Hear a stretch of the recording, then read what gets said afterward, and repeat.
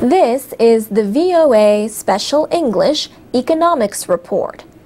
On July 21st, President Obama signed into law the Wall Street Reform and Consumer Protection Act. He said, "These reforms represent the strongest consumer financial protections in history." Together, the changes represent the biggest rewrite of financial rules since the Great Depression. At the heart of the 2,300 pages in the bill are promises to protect average Americans. Congress agreed to create a Consumer Financial Protection Bureau, but the Federal Reserve will pay for it. The central bank will budget about $500 million a year.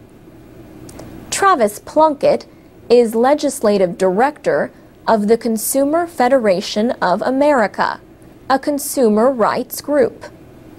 He says this new independent office will have a lot of responsibility, and that is a good thing.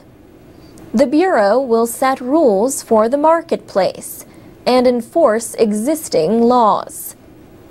One goal is to keep home buyers from getting bigger loans than they can pay for.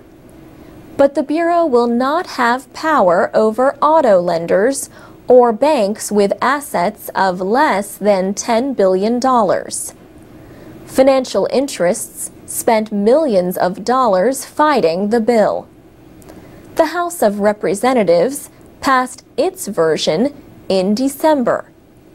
In July, the Senate voted final approval with the aid of 3 Republican senators.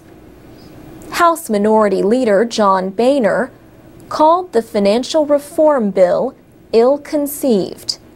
He said, "I think it's going to make credit harder for the American people to get.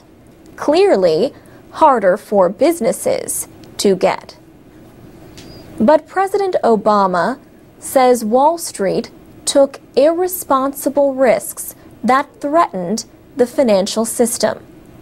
Under the new law, banks no longer can own or invest in certain trading operations. The government has new powers to seize failing financial companies.